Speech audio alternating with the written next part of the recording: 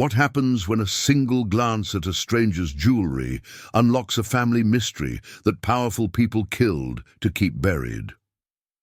What if the woman who cleaned tables for minimum wage was actually the missing heir to a fortune built on blood?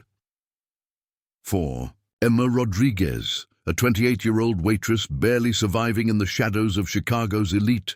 That revelation came on a rain-soaked evening when she served coffee to a man whose ruby signet ring would shatter everything she believed about her past. But one stormy Tuesday night, a crimson stone would ignite a war that had been smoldering for 30 years. The dinner rush at Rosario's family restaurant was winding down when the storm hit Chicago with unusual ferocity. Emma Rodriguez watched through the rain-streaked windows as expensive cars crawled through the flooded streets of the Gold Coast, their headlights cutting through the darkness like searching eyes. At 28, she'd been waiting tables for a decade, ever since her grandmother Maria had taken ill, and the medical bills began their relentless assault on their meager savings. Thunder rolled overhead as Emma wiped down tables in the nearly empty restaurant. The red vinyl booths and checkered linoleum floors had seen better decades, but Rosario's was honest food served by honest people. A dying breed in this neighborhood where luxury condos sprouted like weeds, pricing out families who'd lived here for generations. The bell above the door chimed as a man stepped inside, shaking rain from an umbrella that probably cost more than Emma made in a month. He was tall, distinguished, with silver hair slicked back, and the kind of bearing that suggested he was accustomed to being the most important person in any room. His charcoal overcoat was perfectly tailored, and even in the harsh fluorescent lighting, he radiated an aura of untouchable wealth. He chose a corner booth, sliding onto the cracked vinyl with the careful precision of someone trying not to contaminate himself with poverty.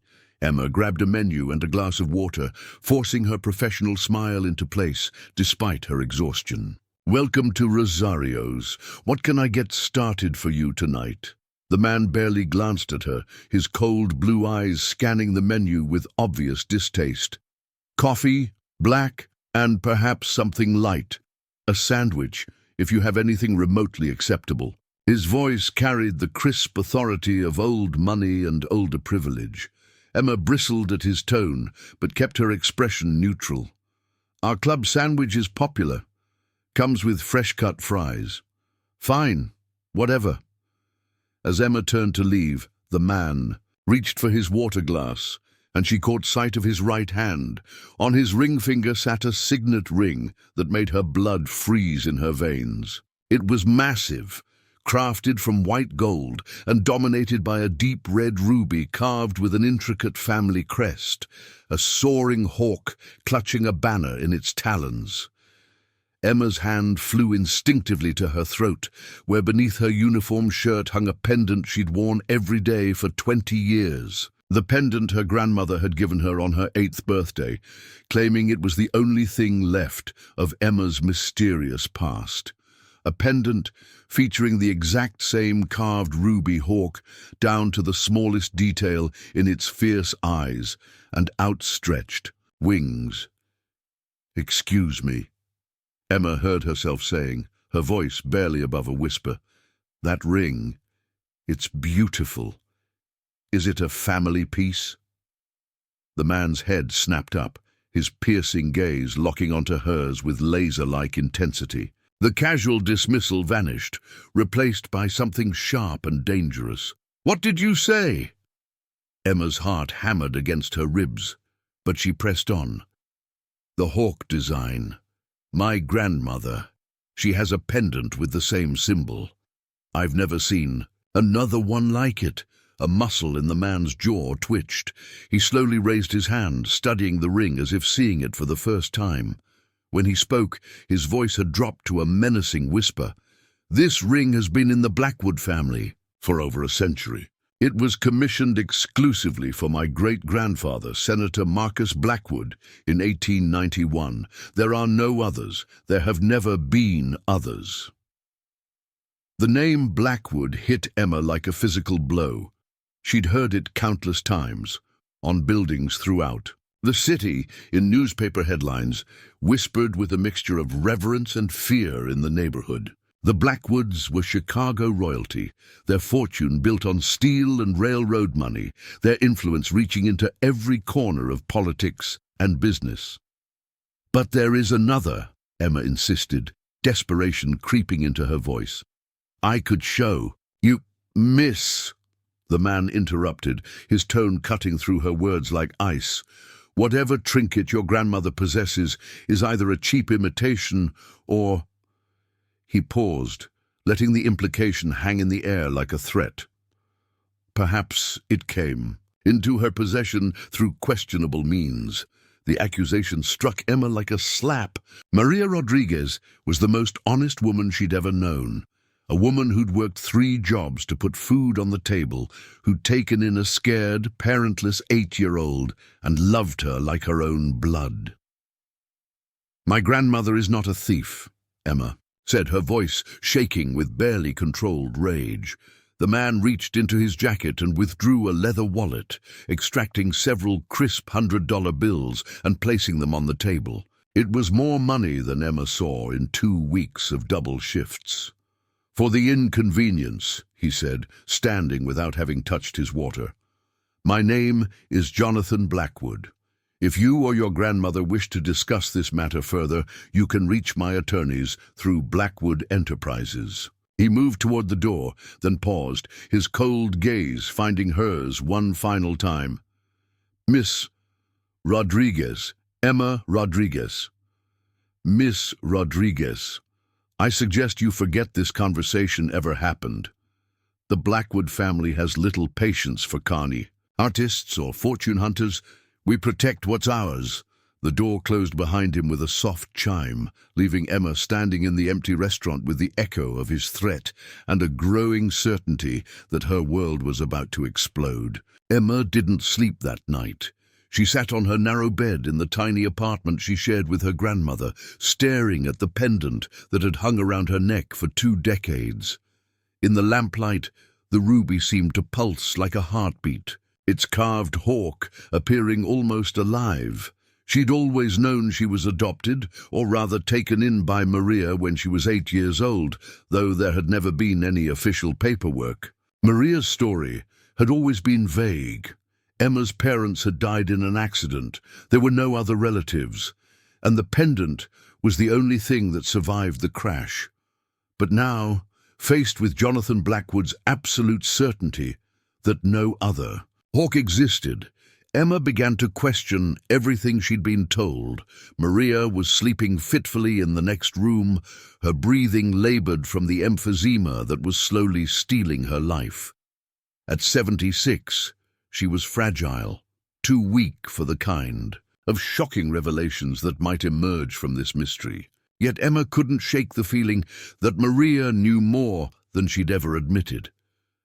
As dawn broke over the city, Emma made a decision.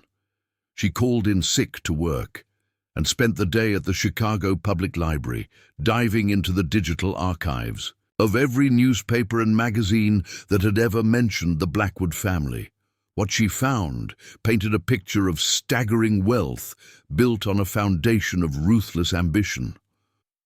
The Blackwoods had arrived in Chicago in the 1870s, and within 2 generations had amassed a fortune that rivaled the city's most prominent families. They owned steel mills, shipping companies, and vast tracts of real estate. Their name adorned hospitals, universities, and cultural institutions throughout the Midwest. But the deeper Emma dug, the darker the story became. There were whispers of labor disputes that ended in mysterious deaths, competitors who suffered tragic accidents, city officials who died suddenly after opposing Blackwood interests. The family seemed to exist in a cloud of barely contained violence, their success purchased with blood. She found only scattered references to family members. Jonathan Blackwood was the current patriarch, having inherited control of the empire from his father, Charles. But there was a gap in the family tree, a missing branch that intrigued her.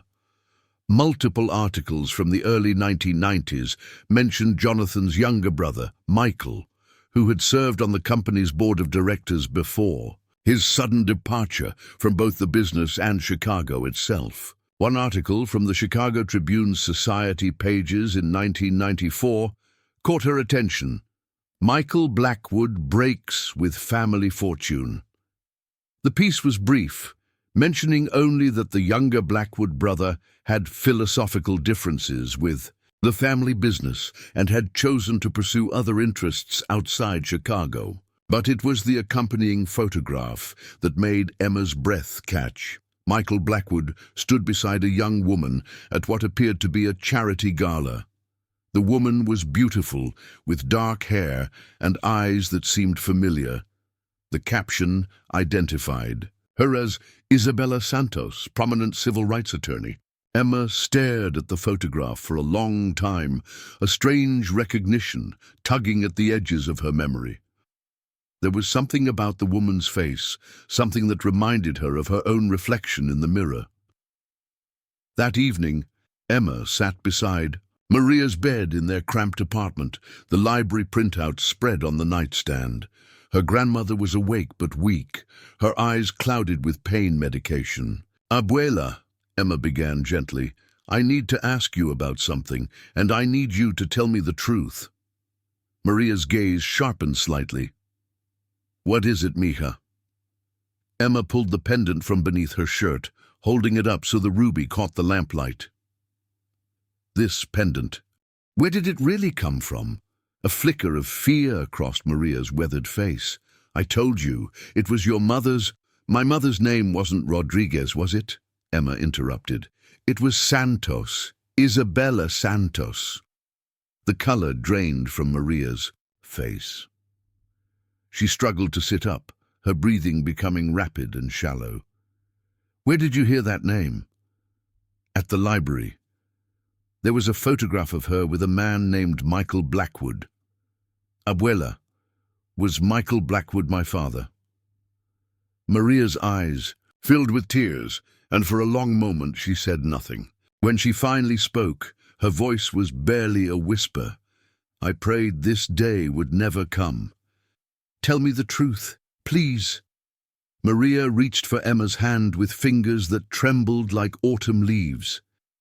"Your mother was my daughter-in-law. She married my son Carlos when you were just a baby.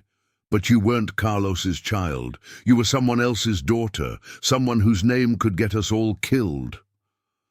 The words hung in the air like a sword waiting to fall. Emma felt the world tilting beneath her. "Isabella came to me in the middle of the night," Maria continued, her voice growing stronger as the truth finally spilled out. "She was terrified, desperate. She said powerful men were hunting her, that they would kill her and take you away if they found you. She begged me to hide you, to raise you as my own granddaughter. And my father, Michael Blackwood, dead," Maria said flatly. "Isabella said they killed him when he tried to protect you both. She said the Blackwood family would never let his bastard child live to claim any part of their fortune." Emma's mind reeled. She wasn't Emma Rodriguez, struggling waitress. She was Emma Blackwood, the daughter of Michael Blackwood and Isabella Santos, and potentially the rightful heir to one of America's most powerful dynasties. "What happened to my mother?" Maria's grip tightened. 3 weeks after she brought you to me, they found her body in the Chicago River. The police called it suicide, but Isabella wasn't suicidal. She was a fighter. They murdered her just like they murdered your father. The revelation was staggering in its implications. Emma's entire life had been built on a lie, a necessary lie designed to keep her alive. But now that Jonathan Blackwood knew she existed, how long before that protection crumbled? "The pendant," Emma whispered. "What is it really? Your mother said it was more than jewelry. She said it was proof of your father's love, proof of who you really are. She said if anything ever happened to her, I should give it to you and tell you to find someone named Thomas Brennan." "Who's Thomas Brennan?" "I don't know," Maria admitted, but she said he was the only person who could help you claim what's rightfully yours. Miles away, in a penthouse office atop the Blackwood Tower, Jonathan Blackwood stood before a wall of windows overlooking the city his family had helped build. In his hand was a phone, and on the other end of the line was a voice he'd hoped never to hear from again. "The girl has the pendant," said the voice. Marcus Webb, the same security specialist who'd been cleaning up Blackwood family problems for 3 decades. "You're certain?" She described it perfectly. The hawk, the ruby, even the size. "It's Michael's pendant, the one he was supposed to be buried with." Jonathan's jaw clenched. "How is that possible? We searched everywhere." The Santos woman swore. She destroyed it. Apparently, she lied, and apparently she had help. The girl was raised by a Maria Rodriguez, the cleaning woman who used to work in your father's building. She must have been the one who helped Isabella escape with the child. The pieces fell into place with sickening clarity. Maria Rodriguez hadn't just been any cleaning woman. She'd been in the building the night Michael and Isabella had tried to run. She'd seen everything, and she'd helped Isabella get away with the one thing that could destroy the Blackwood legacy: Michael's daughter. "What do you recommend?" Jonathan asked, though he already knew the answer. "The old woman is dying. Cancer. She won't last another month, but the girl, she's asking questions, digging into family history. She's becoming a problem." "Then solve it," Jonathan said coldly. "Permanently. And the pendant. Bring it to me. It's time to finish what we should have finished 30 years ago." As Jonathan hung up the phone, he walked to a locked cabinet behind his desk. Inside was a single-framed photograph, himself and his younger brother Michael at Christmas, both of them young and smiling. It was the only picture of Michael that had survived Jonathan's systematic purge of his brother's existence. Michael had always been the idealist, the dreamer who thought their family's wealth came with moral obligations. He'd threatened to expose the truth about how their fortune had really been built, to turn over evidence of their father's crimes to the authorities. And when he'd fallen in love with Isabella Santos, a civil rights lawyer who'd been investigating Blackwood Industries for labor violations, he'd become more than just an embarrassment. He'd become an existential threat. Jonathan had done what was necessary. Michael's death had been swift, made to look like a car accident. Isabella's had taken longer to arrange, but her apparent suicide had closed the case permanently. The child, Michael's bastard daughter, was supposed to have died with her mother, but somehow she'd survived. And now, 30 years later, she was threatening to unravel everything Jonathan had worked to protect. He looked at the photograph one more time, then placed it face down in the drawer. Michael was dead. Isabella was dead. And soon, their daughter would join them. The next morning brought news that made Emma's blood run cold. She arrived at the restaurant to find police cars in the parking lot and her manager, Tony Rosario, speaking in hushed tones with 2 detectives. "Emma, thank God you're here," Tony said when he saw her. "There was a break-in last night. They trashed the office, but as far as I can tell, nothing was stolen." Emma's heart sank as she realized what they'd been looking for. The previous evening, she'd called in sick because she'd been too shaken to work. Someone had come looking for her, and when they hadn't found her at the restaurant, they'd searched for any information about where she lived. "Did they get into the employee files?" she asked, trying to keep her voice steady. "Yeah, they made a mess of those. Listen, if you're in some kind of trouble—" "I'm not," Emma lied. "Just a misunderstanding with an ex-boyfriend." But she knew better. Jonathan Blackwood had decided she was a threat, and he was moving to eliminate that threat. She had to find Thomas Brennan, whoever he was, before Blackwood's people found her. She spent her lunch break at the library again, this time searching for any connection between Thomas Brennan and the Blackwood family. What she found surprised her. Thomas Brennan wasn't a lawyer or a business associate. He was a private investigator who specialized in cold cases and missing persons. More importantly, according to his website, he'd spent 15 years as a Chicago police detective before going private. And according to newspaper archives, he'd been one of the lead investigators on Isabella Santos's death in 1994. Emma called the number on his website from a payphone outside the library, her hands shaking. As she dialed, "Brennan Investigations," came a gruff voice. "Mr. Brennan, my name is Emma Rodriguez. I think you knew my mother, Isabella Santos." There was a long pause on the other end of the line. When Brennan spoke again, his voice had changed completely. "Where are you?" "The downtown library." "Stay there. I'll be there in 20 minutes. And Miss Rodriguez, watch your back. If you're calling me, it means they know you're alive." Thomas Brennan was a bear of a man with graying hair and eyes that had seen too much. He found Emma in the library's reference section, and without a word, gestured for her to follow him to a quiet corner where they couldn't be overheard.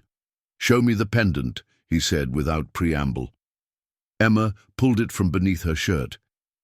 Brennan's expression grew grim as he examined the ruby hawk. "Jesus Christ," he muttered, "after all these years. You recognize it?" "I should. I watched your father have it made." Brennan leaned back in his chair, his gaze distant. "I wasn't always a private investigator, kid. 30 years ago, I was a dirty cop on the Blackwood payroll. They paid me to look the other way, to make sure certain investigations never went anywhere." Emma's heart sank. "So, you helped them cover up my parents' murders?" "No," Brennan said firmly. "I helped them until I met your mother. Isabella Santos was everything the Blackwoods weren't. Honest, brave, fighting for people who couldn't fight for themselves. When I realized what they were planning to do to her and your father, I tried to warn them." He pulled out his phone and showed Emma a photograph, a younger version of himself, standing beside Michael Blackwood and a pregnant Isabella Santos. "This was taken 3 days before they died," Brennan explained. "Your father had finally gotten the evidence he needed to bring down Jonathan and the rest of the family. Financial records, recorded conversations, proof of decades of murder and corruption. He was going to turn it all over to the FBI. What happened? Jonathan found out. He had your father killed first, made it look like a car accident. But your mother got away with you and the evidence. For 3 weeks, she stayed hidden while I tried to find a way to protect you both." "But they found her." Brennan's face darkened. "They threatened to kill you if she didn't turn over the evidence. She agreed to meet them at the river to make the exchange, but Jonathan never intended to honor the deal. He took the evidence and had her murdered anyway. Then how did I escape? Because your mother was smarter than Jonathan gave her credit for. She made copies of everything and hid them before she went to meet him. And she'd already given you to Maria Rodriguez with instructions to keep you safe until you were old enough to claim your inheritance." Emma's mind raced. "You're saying there's still evidence after all these years? Your mother hid it in the one place Jonathan would never think to look." Brennan reached over and gently lifted the pendant, turning it over in his hands. "This isn't just jewelry, Emma. It's a key." He showed her a tiny, almost invisible catch on the back of the pendant. When pressed, it revealed a hollow compartment containing a single item, a safety deposit box key. "Your inheritance isn't just the Blackwood fortune," Brennan said. "It's the power to destroy them completely." The safety deposit box was in a small bank on the south side, far from the gleaming towers of downtown. Brennan had kept the monthly payments current for 30 years, waiting for the day when Emma would be old enough to claim what her mother had left for her. Inside the box was a treasure trove of evidence, Financial records showing decades of bribes and kickbacks, recorded conversations detailing murder-for-hire schemes, photographs of bodies being disposed of in Blackwood construction sites. Michael. Blackwood had spent months building an airtight case against his own family. But the most damning evidence was a video recording made just days before Michael's death. In it, he sat beside Isabella, both of them looking directly into the camera. "If you're watching this," Michael said, his voice steady despite the fear, "in his eyes, it means Jonathan has succeeded in killing us. But it also means our daughter survived, and she's old enough to learn the truth about her family." Isabella leaned forward, her hand resting on her swollen belly. "Emma, if that's the name we chose for you, we want you to know that you were conceived in love and born into hope. Your father tried to change his family from within, to use their wealth for good instead of evil. When that failed, he chose justice over blood." The video continued for another hour, detailing evidence and providing context for the documents in the box. By the end, Emma was crying, not just for the parents she'd never known, but for the 30 years of lies that had shaped her life. "What do we do now?" she asked Brennan.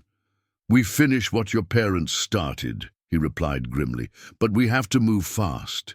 Jonathan knows you're alive, and he won't hesitate to kill you like he killed them." As if summoned by their words, Brennan's phone rang. He answered it with a frown. "Brennan's what? When?" "Jesus, we'll be right there." He hung up and turned to Emma, his face pale. "That was the hospital. Your grandmother. Someone attacked her in her room. She's in critical condition." They raced through the city streets, Emma's heart pounding with a mixture of fear and rage.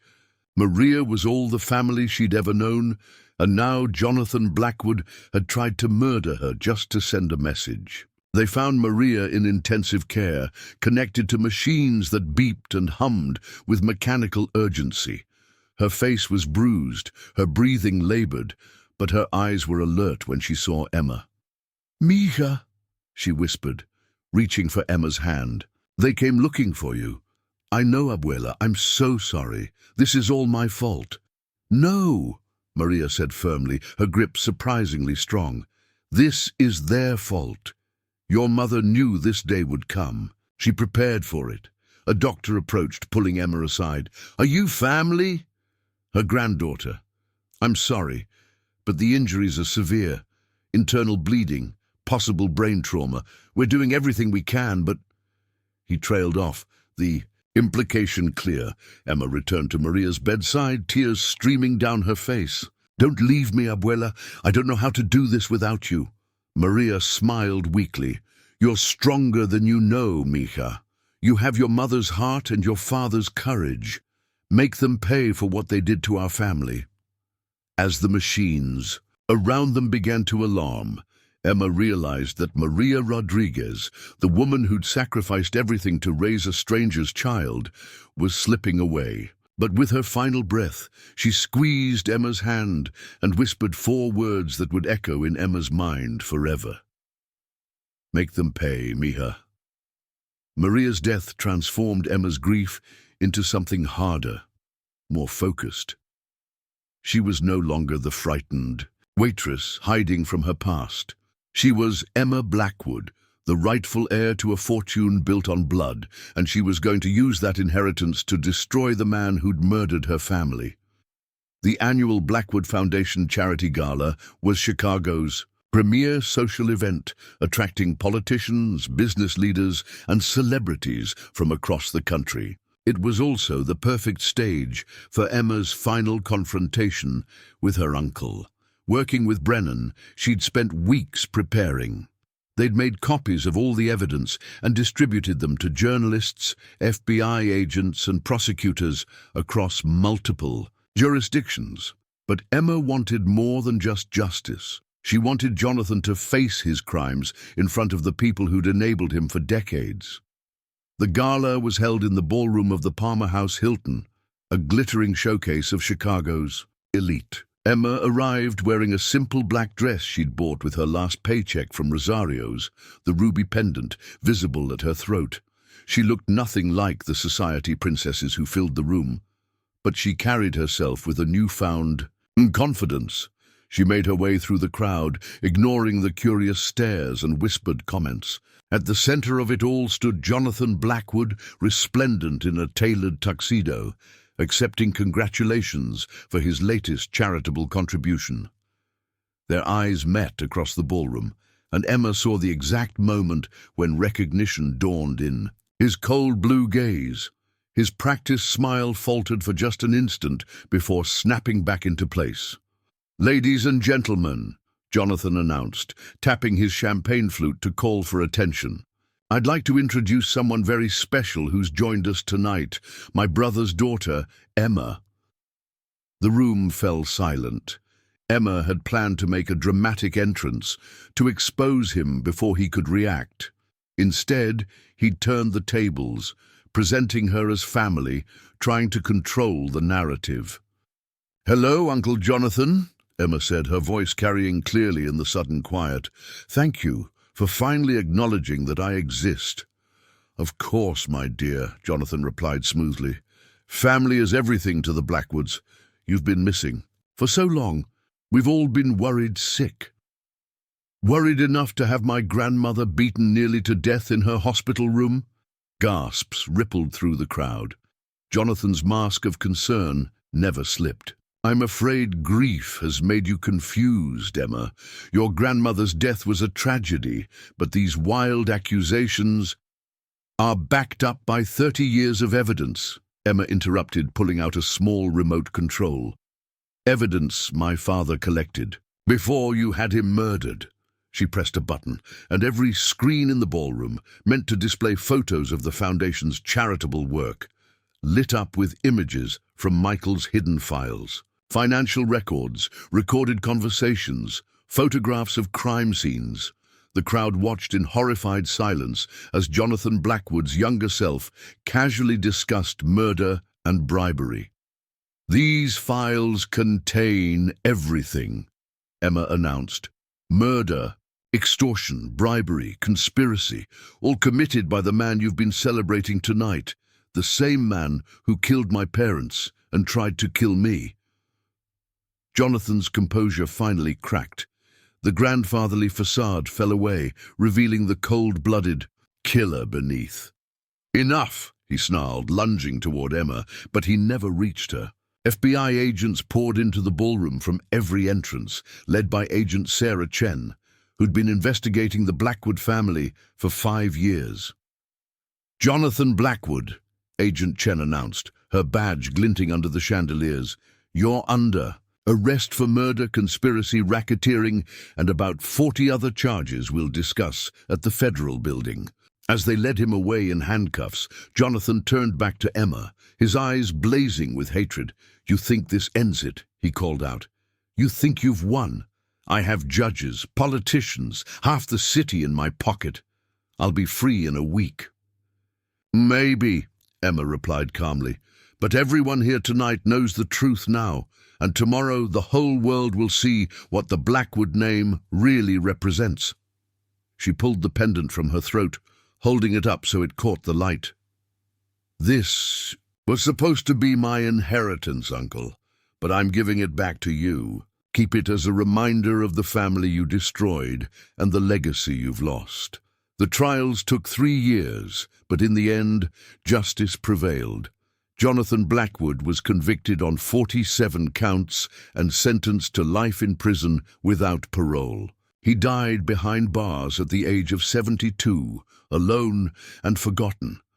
Emma inherited the Blackwood fortune, nearly $2 billion in assets, but unlike her uncle, she used that wealth to honor her parents' memory. She established the Michael and Isabella Blackwood Foundation, dedicated to fighting corporate corruption and supporting victims of white-collar crime. She kept only one property from the vast Blackwood holdings, the family's original mansion on the North Shore. She converted it into a shelter for abused women and children, naming it the Maria Rodriguez House, in honor of the woman who'd given Her life meaning. On the day the shelter opened, Emma stood in the same ballroom where she'd confronted Jonathan. But instead of crystal chandeliers and marble floors, it now held simple furniture, children's toys, and the sound of hope. Thomas Brennan found her there, looking out at the garden where children played under the watchful eyes of their mothers. "Any regrets?" he asked. Emma touched the space at her throat where the pendant had once hung. She'd donated it to a museum, along with the complete record of her family's crimes, ensuring that future generations would know the truth about the Blackwood legacy. "None," she said firmly. "My parents died trying to change this family. My grandmother gave her life to protect me. I won't let their sacrifices be meaningless." "And what about your future? You could go anywhere, do anything now."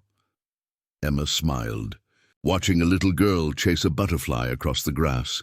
"I know exactly what I want to do. I want to make sure no other child grows up the way I did, wondering who they really are, carrying secrets that aren't theirs to bear." "Your parents would be proud," Brennan said softly. "All three of them would," Emma agreed. "And that's all that matters."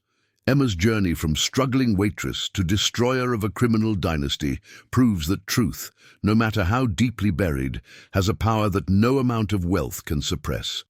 Her story reminds us that heroes don't always wear crowns. Sometimes they just wear the courage to stand up for what's right, even when it costs them everything they thought they knew about themselves. Sometimes the greatest inheritance isn't money or property, but the strength to fight for justice and the wisdom to use power responsibly.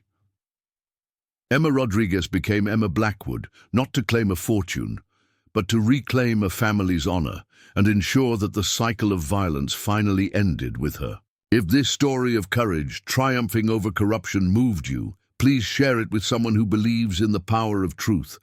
What would you have done in Emma's place? Stayed hidden and safe, or risked everything to expose the truth?